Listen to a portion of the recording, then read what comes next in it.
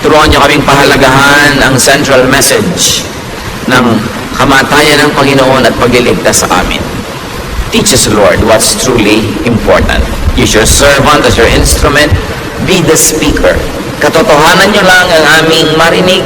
Kayo po ang maging tunay na tagapangaral. Ilayo niyo kami, Panginoon, sa mga tukso. Palakasin ang aming katawan at ngayon, palusugin niyo ang aming espiritu. Sa ngalan ng iyong anak na si Jesus, ang aming Panginoon at tagapagligtas, dumadalangin kami at humihiling ng karunungan. Matthew 23, 1-3.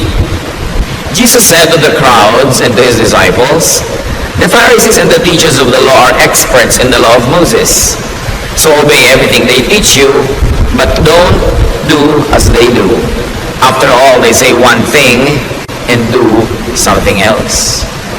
Napakalinaw po ng mga sunod-sunod na ito na katuruan ng Panginoon. Ipinapakita niya yung mga kawalang kabuluhan ng pagsunod sa maraming mga itinuturo ng mga religious leaders nung kanyang panahon. The dominant religious leaders, according to Jesus, did not walk their talk. At sabi ni Jesus, listen only to the content of their teachings. Do not imitate their behavior. Matthew 23, verse 4. They pile up burdens on people's shoulders and won't lift a finger to help. Ang inaatupag daw ng mga religious leaders ay pabigatin, pahirapin ang buhay ng mga mananampalataya. Religious burdens, and of course he was referring to the many needless laws of religion, practices, and traditions of the people. They were needless and outdated practices and props. Outward looks, outward attire, clothes, length of hair, all those kind of things that have become big deal to the religious people. The Lord was saying now, mga unnecessary topics and issues pampabigat sa buhay. At kung nangyari yan noon, this still can happen today. Religious laws and policies, practices and standards that make life difficult, that complicate life. We join church para gumaan ang buhay, para sumaya, tumahimik, pumanatag, magpasaya ng kapwa, magtulungan, sabay-sabay maghanap sa Diyos, to be accountable to God personally for our personal shortcomings and sins, and to be accountable to the congregation only for the things that directly affect them as we do things. Na hindi business ng mga taong kalkalin o riratin ng mga lihim na buhay ng kapwa-member, ibunyag at usigin ng mga ito. Ang mga personal na bagay na ginagawa na isang tao ay pananagutan niya personal sa Diyos. Nananagot lang tayo publicly kung ang ginagawa natin publicly and directly affect people's lives in a negative way. Pero ang nangyari sa mga tao na pupunta sa temple, sa synagogue at ngayon sa church, nilalagay sila sa ilalim ng microscope, laging sinusuri, pinupulis, binabantayan, at ibinubunyag, ipinapahiya, pinagchichismisan, pinagpepiestahan. Bakit ka pa nag-church kung ganun din lang ang mapapala mo? Kaya ang gusto ng Panginoon, ituwid ang napakarami mga kalikuan at tumigasan ng tumigas sa pagtagal ng panahon. Dumating siya upang ituwid ang maraming mga bagay na nagpapahirap sa mga taong lumapit sa Diyos at maging makadiyos. Halimbawa, nung ang mga mananampalatayang Hudyo ay naging mga Kristiyano, at meron naman mga Gentile people na naging Christian din, gusto na naman silang pahirapan ng mga Jewish Christians. Acts 15, 3-5. The men who were sent by the church went through Phoenicia and Samaria, telling how the Gentiles had turned to God. This news made the Lord's followers very happy. When the men arrived in Jerusalem, they were welcomed by the church, including the apostles and the leaders. They told them everything God had helped them do, but some Pharisees had become followers of the Lord. They stood up and said, Gentiles who have faith in the Lord Jesus must be circumcised and told to obey the law of Moses. So yung mga Pharisees na dating mga sobrang relihiyoso nagpapahirap sa kapwa nila Jew, naging mga Christian yung iba. At ngayon, ini-import nila into Christianity yung mga dating kaugalian ng Judaism na nagpahirap nga sa kanila noon. Kaya sabi nila, tuwang-tuwa kayo na naging mga Kristiyano yung mga Gentile. Nagpatuloy na ba sila? Kailangan i-circumcise sila kahit matatanda na sila kasi yan ang requirement ni Moses. There's a problem here. What these Christians now were doing was to accept Jesus and the religious cultural baggage of the messenger. So sabi nila, hindi lang si Jesus na dala-dala natin ang dapat nilang tanggapin, ang atin di mga dati ng mga kaugalian, bago pa dumating yung si Jesus, kailangan tanggapin din nila. Acts 15, 6-9. The apostles and church leaders met to discuss this problem about Gentiles. They had talked it over for a long time when Peter got up and said, "My friends, you know that God decided long ago to let me be the one from your group to preach the good news to the Gentiles. God did this so that they would hear and obey Him. He knows what's in everyone's heart. And He showed that He had chosen the Gentiles when He gave them the Holy Spirit, just as He had given His Spirit to us. God treated them in the same way that He treated us. They put their faith in Him, and He made their hearts pure." Nilinaw ni Pedro, ako ang tinuruan at inatasan ng Panginoon na unang magturo sa mga Gentiles. At nakita natin, nasaksihan ko at sinabi ko na sa inyo, kung paano tayo minahal ng Diyos, ganun din lang minahal ng mga Gentiles. Yung binigay sa atin na speaking in tongues, binigay din sa kanila. Yung baptism of the Holy Spirit, binigay din sa kanila. So, ginawa ng Panginoon yon, at dahil sa pananalig ng mga Gentiles na ito, ang puso nila ay nilinis. Anong naganap dito? Napakahalaga mga kapatid. They meet and discuss the matter because the matter was not covered by Scripture nor by precedent. May naganap at nagaganap sa kanilang pananalig na hindi covered ng mga dati na nilang Scriptures kasi walang ganong nangyari noong unang panahon. Gentiles becoming believers. So, wala silang mapagbasihan na verse kung paano sila makikidil. So, nag-meeting sila at pinaandar nila ang kanilang God-given intelligence. Pinaandar nila yung principle of love, principle of acceptance ni Jesus, at nakaformulate sila kung anong dapat gawin dahil nga wala silang verse na pwede pagbasihan.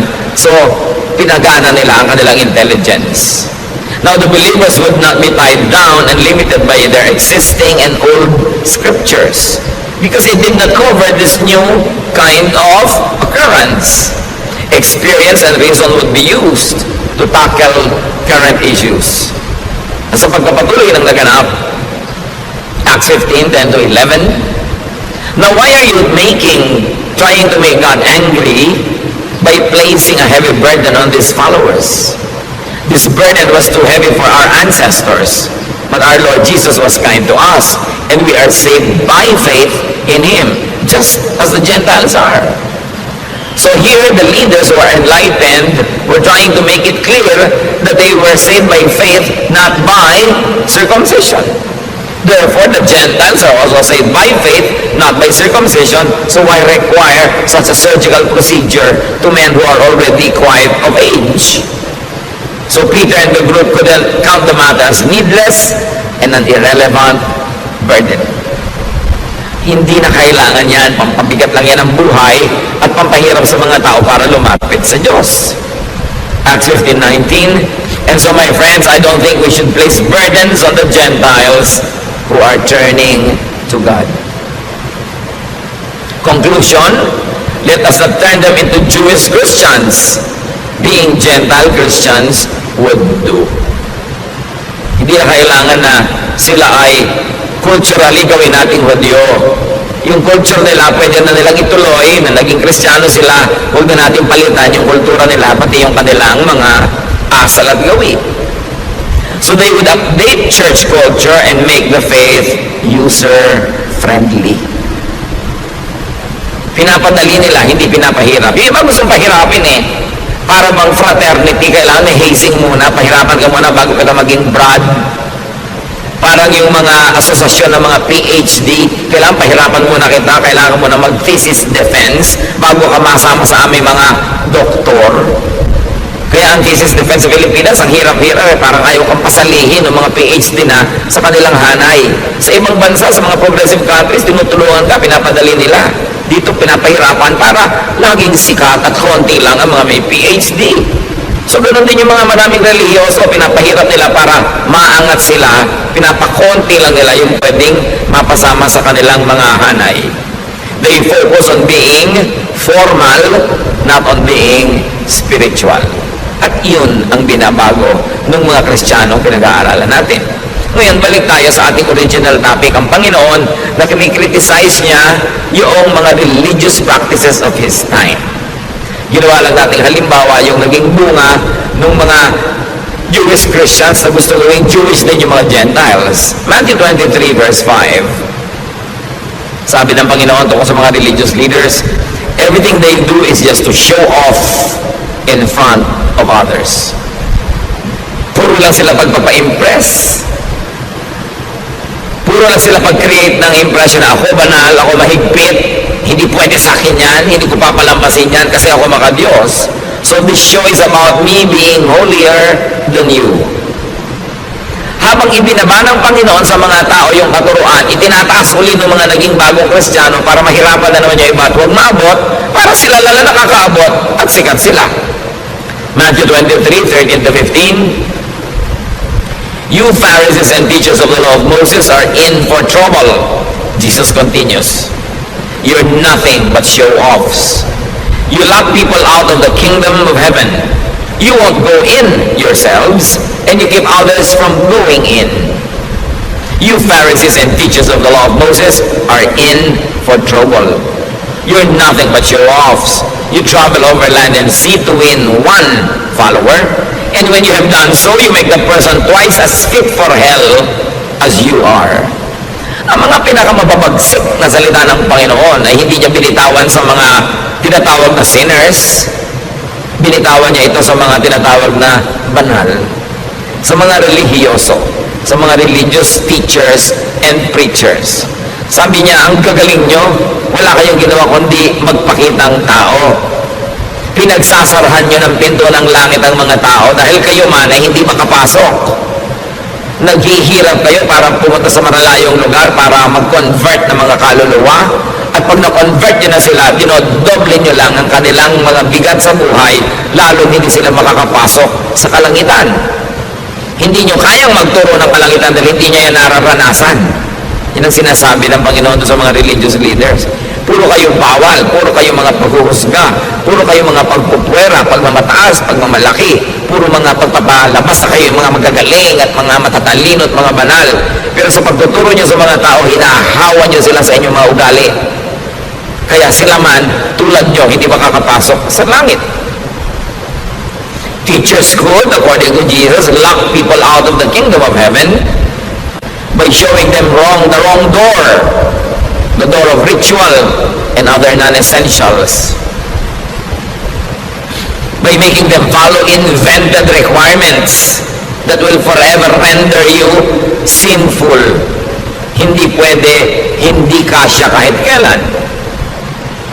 Teachers could not go into heaven themselves by not following their own teachings or the truth they know. In their minds, they know the way to God, but in their practices, they don't do it. So, hati sila. Iba yung iniisip, iba yung ginagawa. Iba yung public pronouncements, iba yung private life. At walang taong hati ang nakakaranas ng kalangitan o nakakapasok dito dahil ang gusto ng Diyos ikay buo. Kaya nga buong-buo tayong iniligtas buong-buong nilinis, buong-buong sinagip para buong makarating sa Diyos dahil tayo yung mga hati. Nagiging buo tayo dahil sa pananalig natin sa Panginoon, nagiging malinis, nagganap dahil sa pananalig sa Kanya, hindi dahil sa ating mga accomplishments. Teachers could keep others from going into heaven by discouraging and frustrating an honest search for it. Marami mga tao, they honestly search for God, but they get frustrated by the religious system that pretend to know and to show them the way.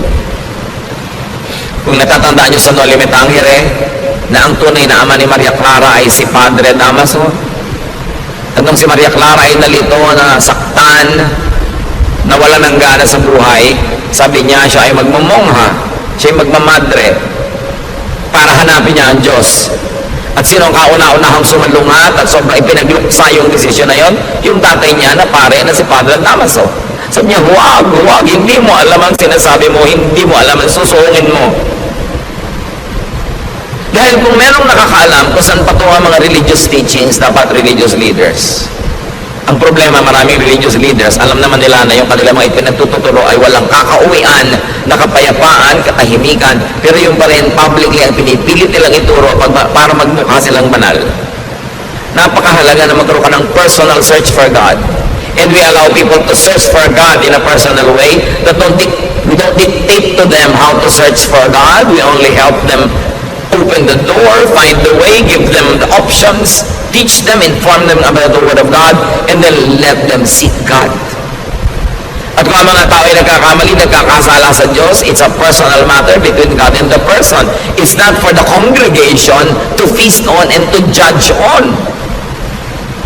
Kasi marami mga churches, naging parang mga korte suprema, naging parang mga hukuman, ginajudge ang bawat isa. Walang ganun itinuro ang Panginoon, inimbento lang yun ng relihiyon. Ginagawa na yun nung araw na ang Panginoong Jesus ay nagtuturo at yun ang kanyang sinalungat. Tapos ipinagpatuloy pa ng mga Kristiyano later on yung ganong tradisyon na nililitis ang kapwa, hinuhusgahan. Kaya tuloy ang mga tao na pipilitan maging hipokrita at hipokrita, itinatago ang mga problema nila sa buhay sa takot na sila ilitisin ng simbahan. Maraming nilitis ang simbahan sa panahon, sa history. Meron pa mga tinaguri ang mga mangkukulam, sinusunog talaga literal yung mga katawan ng mga yon. Naging court ang church imbes naging kanlungan ng mga kaluluwang nahihirapan at humihingi ng ginhawa. Sa pagpapatuloy, Matthew 23:16-22, the Lord continues, "You are in for trouble. You are supposed to lead others, but you are blind. You teach that it doesn't matter if a person swears by the temple, but you say that it does matter if someone swears by the gold in the temple. You blind fools! Which is greater, the gold or the temple that makes the gold sacred?" May mga particular practices nung panahon na yun na tinuligsa ang Panginoon. Yung sobrang pagiging mahilig ng mga religious leaders sa pera. Love for money, power, and honor, misguided zealousness could blind religious teachers. Kaya ito ay tinuligsa ng Panginoon na huwag mong kikilingin yung tao dahil mas mayaman, dahil mas malaki yung donation. At yung mga religious leaders, huwag mag-agawan, magbangayan, agawan mga member mayaman, ng mga donor.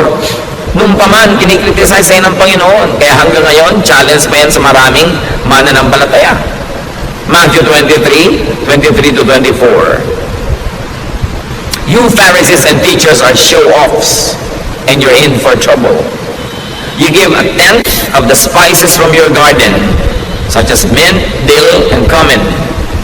Yet, you neglect the more important matters of the law, such as justice, mercy, and faithfulness. These are the important things you should have done, though you should have not left the others undone either. You blind leaders, you strain out a small fly, but swallow a camel. So, puro kayo pakitang tao. Sa mga nakikita ng tao na susukat, kahit na sa mga tithes and offerings, ang faithful nyo, at sabi ni Lord, dapat naman. Pero hindi lang yan ang mahalaga. Mahalaga yung katarungan, habag, pagiging matapat. Sabi, napaka mga bulag ninyo, hindi nyo malulon ang kaprasong insekto, pero buong-buo nyong nilulunok ang mga kamelyo. Ibig sabihin, mga maliliit na mga kasalanan ng kapwa, minamalaki nyo, maliit na mga pagkukulang, kala mo kung ano na. Pero yung mas malalaki mga kasalanan, hindi nyo napapansin. Yung mga kasalanan ng yabang, judgmentalism, self-righteousness, pride, misguiding people, selfishness. You don't notice that. Wala kayong napapansin kundi yung babaeng adulterous. Wala kayong napapansin kundi yung mga taong kung nagko-commit ng mga sexual sin na parang sexual sin na lang ang kasalanan sa buong lupa at sa buong buhay. Ang dami pang iba. Pero ang pinanggigigilan nyo, yan lang. Sabing ganon. Ito po naman mga kapatid, sa kasaysayan ng church, hanggang dumating tayo sa present time, merong mga major denominations, talaga namang wala namang pinaggigilan kundi yung mga ibang mga uri ng pagkukulang ng kapwa, pero hindi nila napapansin yung mas malalaking mga kasalanan.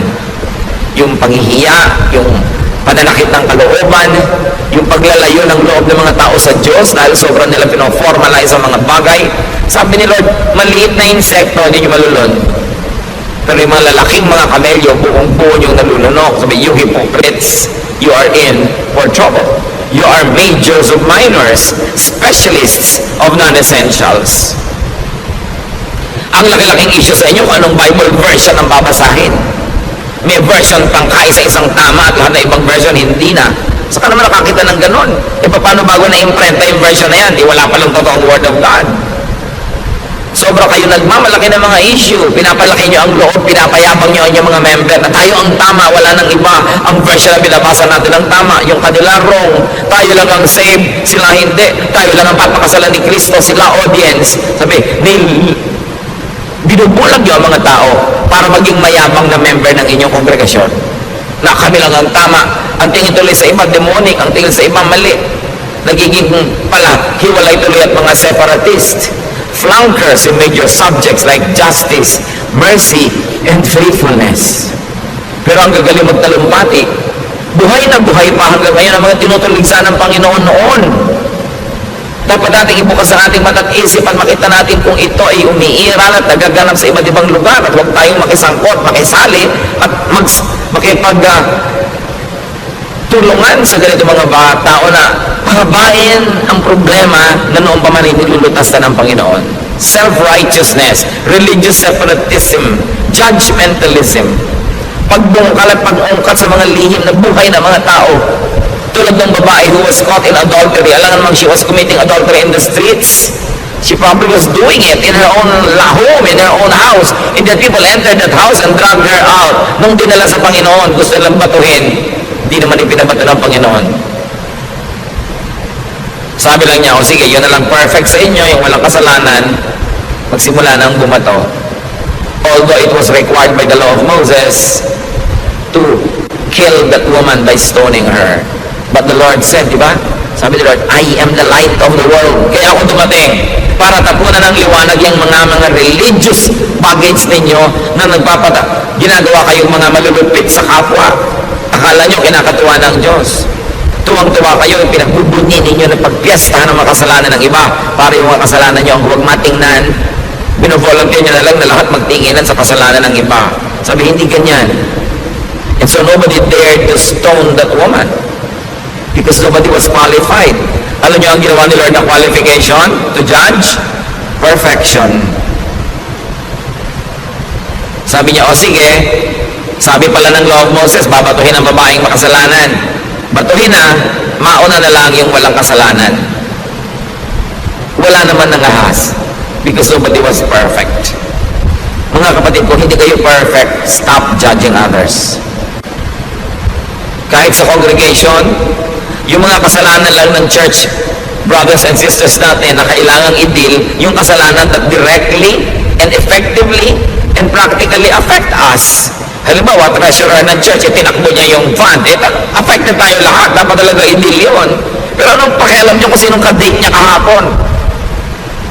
That's between her and God. No? Anong pakialam niyo kung anong nakaraan niya? That's already charged to the cross. Anong pakialam natin sa private lives sa mga tao hanggat hindi tayo directly affected in a practical way? Yan ay tinuturo ng Panginoon. Anong pakialam niyo dito sa babaeng ito? It's between her and God. Dahil kung talagang gusto ng Lord na papatayin yung babaeng yon at sundin yung batas ni Moses, ba't di niya pinabato? At kung babatuhin din lang pala yung babae, ba't pa dumating ang Panginoon sa mundo para tayo iligtas? Para tayo patawarin at linisin? Hindi lang tayo inililigtas sa impyerno at sa mga impakto. Inililigtas din tayo sa mga relihiyosong sobrang makialam sa buhay ng kapwa na gusto nilang parusahan yung mga taong gumagawa ng mga private sins. Kung gusto mo maging banal, magpakabanal ka. That's good. That's best. That's commendable. Pero huwag mong sukatin yung kapwa mo sa iyong pamantayan. Huwag mong pilitin yung kapwa mo na maging kasing banal mo. Your life is your business before God. At pag tinanggal mo yun sa iyong ugali, sasaya ang church. Hindi para konsintihin natin ang isa sa mga kamalian. But you always say, God is not yet finished working on this person. Kung ang mga kasalanan niya ay napaka-private, bakit ko kakalkalin? Ang iintindihin ko yung kasalanan ko, yung kalinisan ko before God. And I will pray for the person. I will give counsel kung hinihingi niya. Bibigyan ko ng payo kung hinihingi niya. Bibigyan ko siya lagi ng inspirasyon, ng magandang halimbawa sa pamamagitan ng buhay ko. But I will not lecture. I will not judge. At hindi ko siya ititiwalag dahil lang kulang siya. Dahil pag lahat ng kulang tiniwalag, walang matitira. Gusto ni Lord ituwid yung religious customs ng mga tao.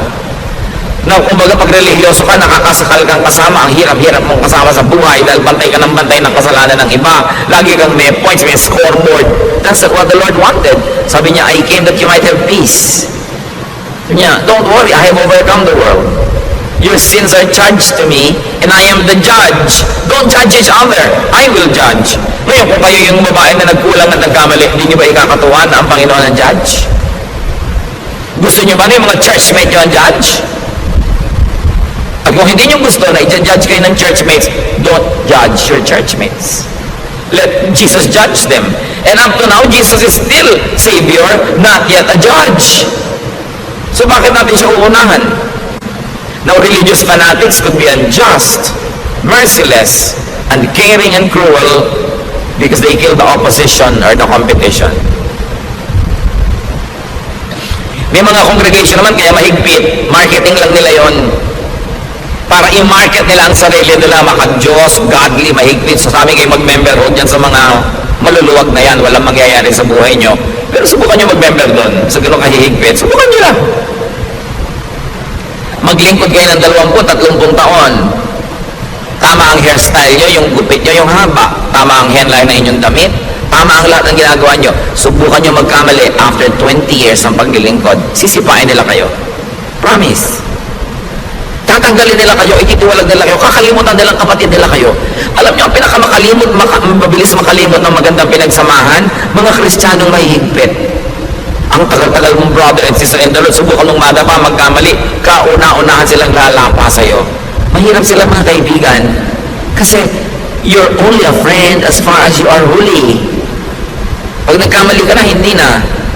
Eh, mabuti ng mabuti kung kaya mo maging holy 100% of the time. Kaya iba, nagpe-pretend tuloy, nagpapanggap sa takot na matiwalag, sa takot na mapagpiyastahan, mabulletin board, mapulpito, maipahiya. Religious fanatics could be unjust because they think that killing for religion pleases God. Katulad nun, yung mga tao, papatayin nila yung babae. Imagine a person that you will stone to death. Siyempre, hindi naman patay agad yun, mangingisay-ngisay pa, bubula pa ang bibig, dudugo, magkakapasa-pasa, bato ka pa ng bato. Anong tigas ng puso ang pwedeng meron ka para gawin yon? At bakit mo sasabihin galing sa relihiyon o galing sa Diyos yung tigas ng puso na yon?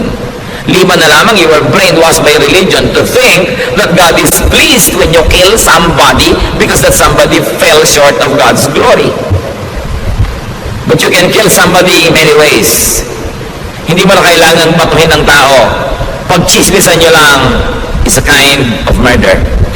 Pinapatay mo yung kanyang reputasyon, pinapatay mo yung kanyang happiness, yung kanyang peace, yung kanyang pag-asa. Yung i-judge mo ang isang tao is a form of killing. That's why Jesus said, sige, bumato na lang yung walang kasalanan.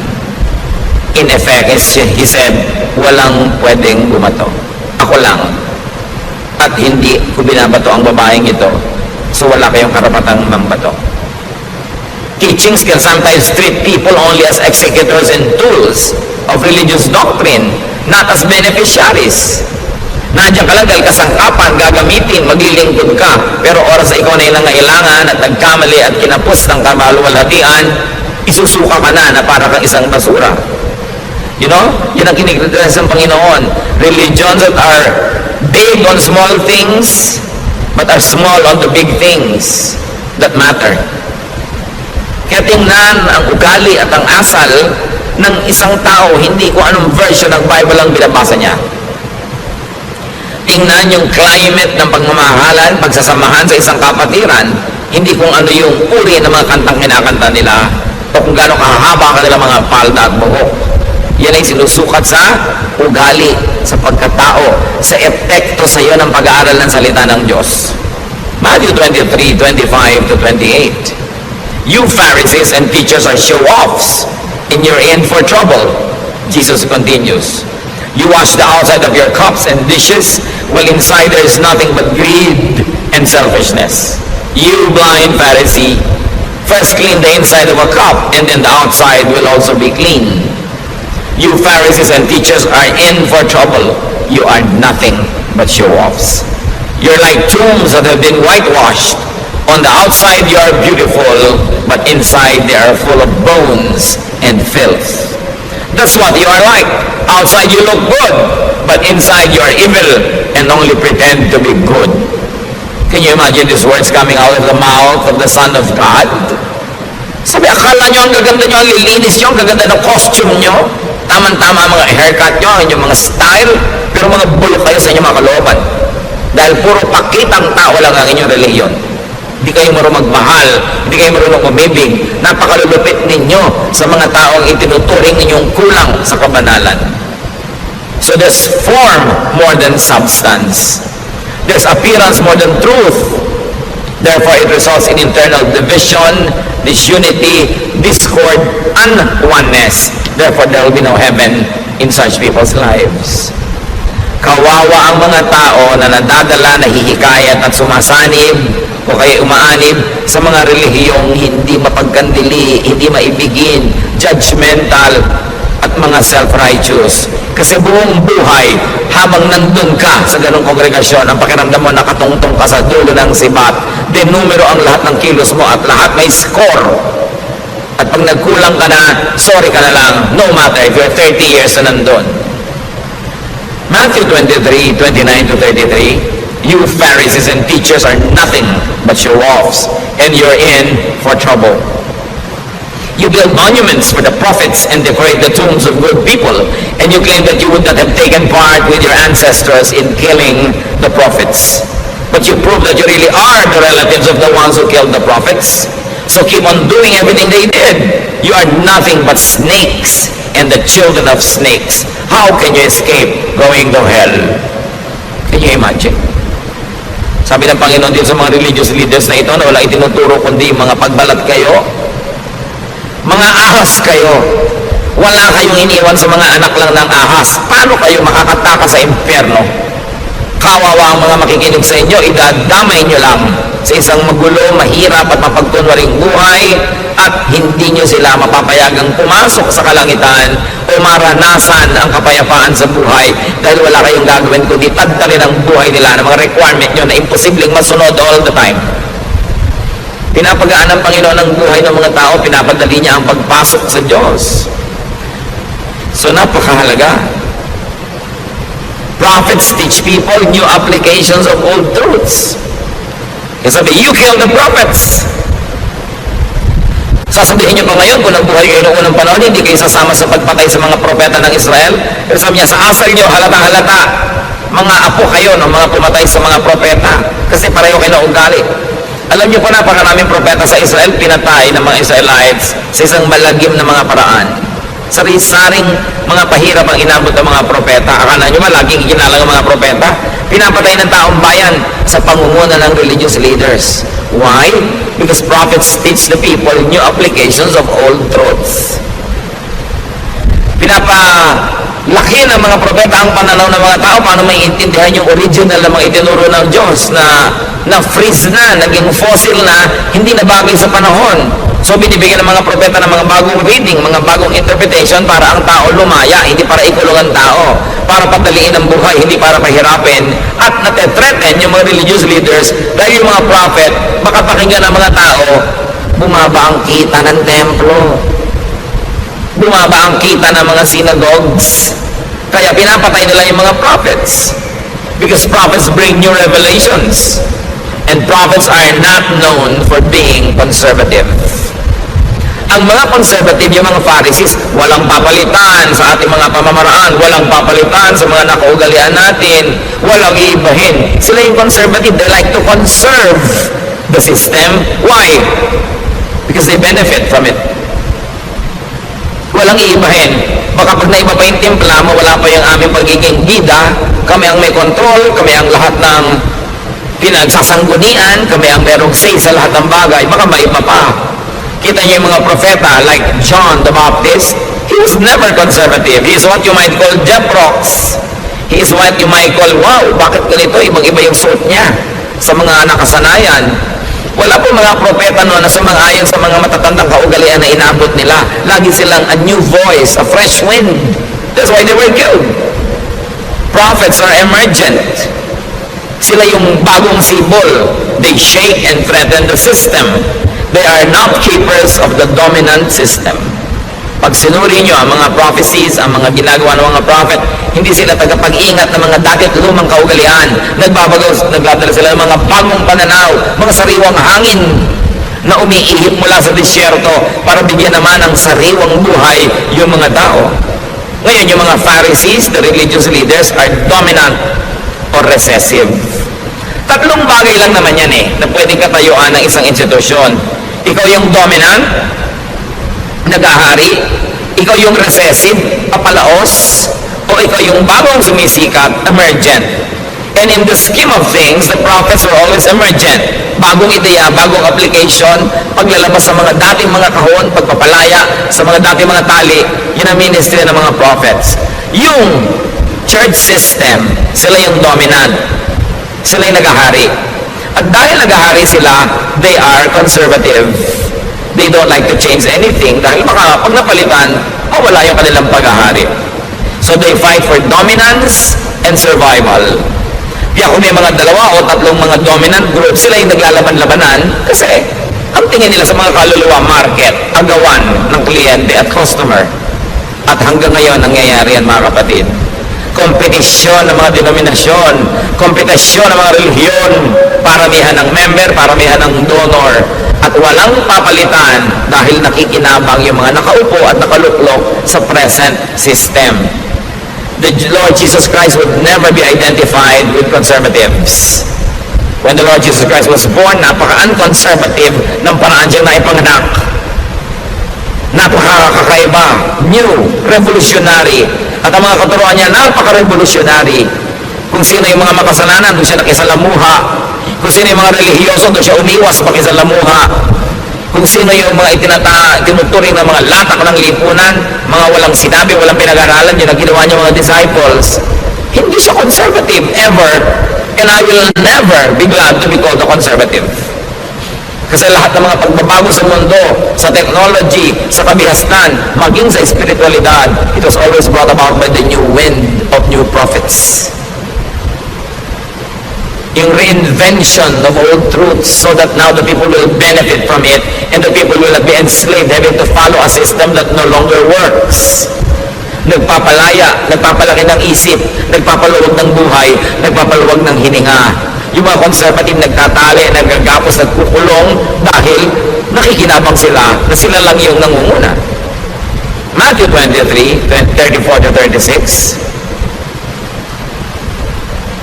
Sa pagpapatuloy ng Panginoong Jesus, I will send prophets and wise people and experts in the law of Moses to you. So future tense pa, sabi ng Panginoon Jesus, padadalan ko kayo ng mga propeta, padadalan ko kayo ng mga matatalinong tao, yung mga tunay na magpapalaya sa inyo, but you will kill them or nail them to a cross or beat them in your meeting places or chase them from town to town. That's why you will be held guilty for the murder of every good person. I can promise you that people living today will be punished for all these things. Sabi niya, alam nyo, padadalan ko pa kayo ng mga magtuturo pa sa inyo, mga bagong ideya, nakakapagpalaya, nakakapagpaluwag ng buhay. Pero alam nyo gagawin nyo? Uusigin ninyo. Babantaan ninyo. Labelan nyo na kung ano-ano mga labels na tawagin yung mga demonic, evil, etc. etc. At papatayin nyo kung pwede pa. Sabi nyo, mananagot kayong lahat sa ganyang mga gagawin ninyo. May mga nagtatanong, meron po ba mga prophets ngayon? Why not? Sabi nga ni Lord, I will send by future tense pa. Those who insist na wala na, they only probably want to control your thought para sa kanila na lang kayo makinig at hindi na sa iba pa. Pero siyempre, kung meron mga ipapadalang mga totoo, lalo namang marami pinapadala si Taning ng mga false. Kaya dapat sinusuri. Sabi ni Lord, you will know them by their fruits. Tingnan yung bunga. Ano ba yung tunay na bunga ng isang guro? Hindi lang yung nangyayari sa buhay niya, mga kapatid ha. Yung nangyayari sa buhay nyo dahil nakikinig kayo sa kanya. Yun ang bunga. Lumuluwag ba yung buhay nyo? Nagiging mas mahal nyo ba ang Diyos? Mahal nyo ang inyong kapwa? Mas nakakalaya ba kayo? Pero hindi kayo kinukonsente sa kamalian? Pero hindi naman kayo hinuhusgahan? Hindi kayo binapahiya, binubulgar? Ano nangyayari sa buhay nyo? Kayo ang bunga. Kaya kayong makakalam, good teacher ba? Good church ba? Good congregation ba? Tingnan mo sarili mo, anong nangyari sa akin mula nung nakinig ako dyan? Yun ang bunga. Hindi, ay ang ganda ng bunga niya kasi tama ang gupit, maiksi ang buhok, malinis ang kuko, laging ganito ang suot. Hindi bunga yun, costume yun. Ang bunga is, how are you affected by the teaching? Because you are the fruit. So ang tanong, may mga Pharisees pa ba ngayon? Natural, marami. At ayaw nila sa mga false prophets. And listen, ayaw din nila sa genuine prophets. Kasi gusto nila, sila lang ang papakinggan. Sila lang ang hinirang ng Panginoon. Ang version lang nila ng Bible ang tama. Ang teaching lang nila ang totoo. Ang church lang nila ang i-honor ni Lord. Maniniwala pa ba kayo sa mga panahon na ito sa ganyan mga kagilagilalas na kasinungalingan? Marketing yan. Gusto nila, sila lang ang ligtas, sila lang ang totoo, sila lang ang tama. Be careful with people that say sila lang ang tama at ligtas at wala nang iba. Yan ang talagang mark, pinakamalaking mark ng kulto. Yung solohin mo ang Diyos, sa'yo lang sila, wala na sa iba. Tatakutin mo yung member mo, kahit gusto na umalis ka sa amin, matatagal ang kaligtasan mo. Hello. Dapat mag-isip na mga tao, tapos na ang panahon ng kamangmangan. Ang Biblia ay nababasa na ng lahat ng tao. Napakarami na natin pwedeng malaman kahit na hindi ka mag-Bible school sa mga internet. Although hindi mo papaniwalaan lahat na mabasa mo dahil kahit mga sinungaling nakakapag-post doon. Pero marami ng accessible knowledge, hindi na solo ng mga experts. Kaya ang tao ngayon hindi na mangmang. Hindi na pwedeng dinadaya-daya dahil ang tao marunong mag-isip para sa sarili.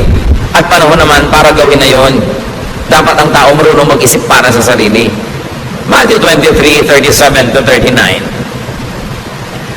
Jerusalem, Jerusalem, your people have killed the prophets and have stoned the messengers who were sent to you. I have often wanted to gather your people as a hen gathers her chicks under her wings, but you wouldn't let me. And now your temple will be deserted. You won't see me again until you say, blessed is the one who comes in the name of the Lord. Sabi ni Lord, ako Jerusalem, napakarami mong pinatay na prophet. Napakarami mong binato na mga lingkod ko na ipinapadala sa iyo. Hindi ko malaman yung mga iba kung bakit sobrang napalaking big fans ng Jerusalem. Samantalang si Lord mismo nagsasabi, Jerusalem, napakarami mong kasalanan. Napakarami mong pinatay na matutuwid na tao. At hindi ba, si Jesus na nga ang kauna-unahang ipinako doon. Yung iba naman parang sobrang nagpapatira pa sa paanan ng mga Hudyo. Nakakala mo yung mga Hudyo ang mga anghel sa langit. Pare-pareho lang nila tayong tao, pare-pareho lang tayong mahal ng Diyos, pare-pareho lang tayong ililigtas ang Panginoon. At hindi ka dapat nagpapatira pa sa lahi dahil lang yun ang lahi niya, dahil siya ay Jew, dahil siya taga-Israel. Sabi nga ng Panginoon, naku, napakarami mong pinatay Jerusalem. Napakarami mong atraso sa langit. Ang dami mo yung iniligaw. Hindi naman natin, syempre, magkakaroon tayo ng negative feelings sa mga taga-roon. Pero huwag ka namang magpa-atsoy at magpa-atsoy sa kanila dahil lang Diyos sila. Pare-pareho tayong anak ng Diyos at iniligtas ng dugo ni Kristo. Dapat may dignity ka rin sa iyong racial identity. Hindi talaga mo isinusuko dahil taga-Israel ito, maka-Diyos ka o hindi. This is what to give, to promote, to implement, and to look for. Seekers of God through religion must seek for love, must seek for signs of love in the climate of love where they want to find God. Hindi yung para kang pumasok sa kulungan, pumasok ka sa husgado o sa police state. Yun ang pinaka-least loving of all. Sayang ang pagod, sayang ang panahon. 1 Corinthians 13:1. What if I could speak all languages of humans and of angels? If I did not love others, I would be nothing more than a noisy gong or a clanging cymbals. Sabi, ano ngayon, kung marunong ako mag-speaking in tongues na minamalaki nung araw sa Corinthians yan, sabi ko, hindi ako maibigin, baliwala yan. Para lang akong ingay na walang katuturan. Sabi niya, of course, others there, if I do not love others, others means the other. Yung hindi ikaw, yung hindi mo kamukha, yung hindi mo kagrupo, loving the other. Love others. Without love, religious eloquence is meaningless. 1 Corinthians 13:2. What if I could prophesy and understand all secrets and all knowledge? And what if I had faith that moved mountains? I would be nothing unless I loved others. So all the seminary education, all the PhDs, all the experience in ministry without love, prophecy, knowledge, and faith are meaningless. Love pa rin. Hindi nyo hinahanap yung strict church ba ito? Doctrinal ba ito? Ang hahanapin nyo, loving church ba? At ang dadalhin nyo sa church, love din. Kung gusto nyo maging loving yung climate, love ang dadalhin ninyo. Hindi yung mga kabaligtaran nito. We all contribute in creating a climate in the fellowship. 1 Corinthians 13:3, what if I gave away all that I owned and let myself be burned alive? I would gain nothing unless I loved others. Yung mga unloving churches, minamaliit, nililibak nila yung word na love. Pag sa kanila yung love, hippie yan, drugista yan, yung mga ano yan, mga wala yan, mga pasaway yan. Sa kanila gano'n na ibig sabihin ng love eh. Minamaliit nila yung word na love. Akala nila yung love yung pagiging careless, pagiging bangag, pagiging lasing. In-associate nila sa mga make love not war ng mga 1969, 1970. Iniiba nila para lang bulagin yung mga tao about the meaning of love. So ngayon, sabi, hindi kami loving, we are strict. But the point is, Jesus says the most important is love. And love does not mean maging hippie ka o maging drugista ka o maging careless ka o immoral. Huwag nating papababain ang ibig sabihin ng love. Love is understanding your fellow men, giving them time to grow and not judging them while you are continuously praying for them and helping them. That's what love is all about. Without real love for people, charity and sacrifice are nothing. So religious eloquence, religious brilliance, and religious giving are nothing when not done in love and for love of others. For what else could this be done? Halimbawa, charitable ka, eloquent ka, you could also do it for love of self, for self-promotion and self-preservation. 1 Corinthians 13, 4-7. Love is kind and patient, never jealous, boastful, proud, or rude. Love isn't selfish or quick-tempered. It doesn't give a record of wrongs that others do. Love rejoices in the truth, but not in evil. Love is always supportive, loyal, hopeful, trusting. So love doesn't keep a record of wrongs that others do. Keep that in mind. Religious zeal, especially self-righteousness, judgmentalism, and congregationalism could oppose love. 1 Corinthians 13, 8-10. Love never fails. Everyone who prophesies will stop. So mawawala ng halaga yung mga prophets at prophecies. And unknown languages will no longer be spoken. So mawawala din ang halaga yung mga speaking tongues na yan. All that we know will be forgotten. So all knowledge, katalinuhan, galing, mawawala. We don't know everything, and our prophecies are not complete. But what is perfect will someday appear, and what isn't perfect will then disappear. So diyan konti-konti lang alam natin, huwag tayong magyabang. Pati prophecies natin hindi complete. Be careful of people who say they know everything. They know all the answers. They know all the doctrine. Sinungaling yun. Kasi sabi sa Bible, we don't know everything, and our prophecies are not complete. So ang isang tao talaga na responsable, na pwede pagkatiwalaan, yung tao nagsasabing, ako rin naghahanap pa. May mga iba na ako natagpuan, may nalaman ako, pwede ko i-share sa'yo, pero ibang hahanapin pa natin. I don't know all the answers. Be careful about people who pretend that they know, because they will mislead you. Now, love is perfect. Religiosity is imperfect and will stop. 1 Corinthians 13, 11-12. When we were children, we thought and reasoned as children do. But when we grew up, we quit our childish ways. Now all we can see of God is like a cloudy picture in a mirror. Later we will see Him face to face. We don't know everything, but then we will, just as God completely understands us. So yan ang mga bata pa tayo, especially bata ka pa sa pananalig, bata ka pa sa spirito, isip bata ka, pero dapat dumarating yung time na nagmamature ka. At ang nagmamature naman, hindi ibig sabihin nalalaman mo lahat. Nalalaman mo lang na hindi mo alam lahat. Yun ang ibig sabihin ng maturity. Therefore, you become more careful, you become more humble, and less self-assuming. Sabi, hindi naman natin talaga makikilala ng lubos ang Diyos ngayon eh. Kasi ang laki-laki ng Diyos, ang dakil-dakila niya, ang liit-liit natin at marami pa mga takip-takip sa mga mata natin. So, sino ang makakapagsabing alam na alam ko, kilala ko ang Diyos at yung pagkakaalam ko, pagkakakilala ko ang kaisa-isang tamang interpretation. Sabi niya, hindi ganun.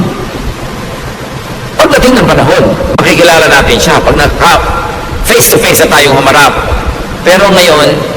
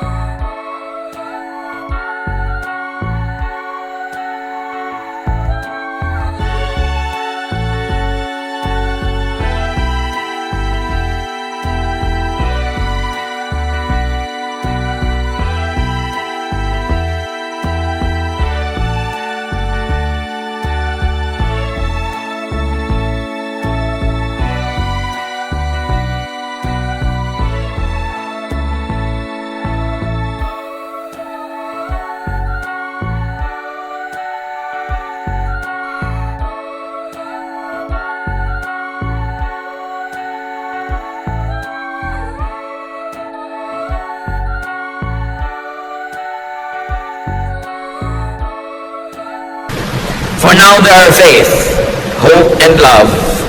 But of these three, the greatest is love. Religion teaches faith, but it will become irrelevant when everything is revealed. Religion teaches hope and expectations, but they will become irrelevant, they will be moot and academic when we are together with the Lord in eternity. Religion teaches love, which is the greatest, because it will be forever.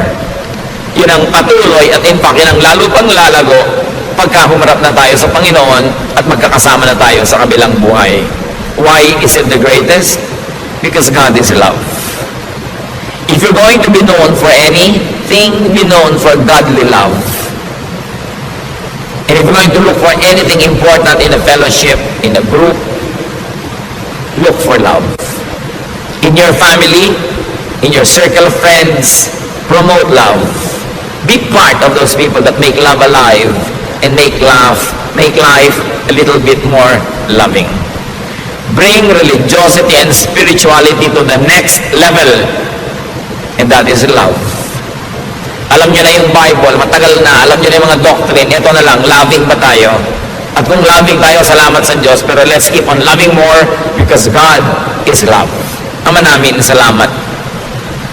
Salamat na lang dahil ganun kayo, ganun dapat yung church. So kaming mga laging nagkukulang, kaming mga hindi perfect, kaming may mga kapintasan, merong pwedeng silungan, puntahan, at pwede kaming umasa na kami kakalingain, mamahalin, iibigin, bagamat hindi ko konsentihin.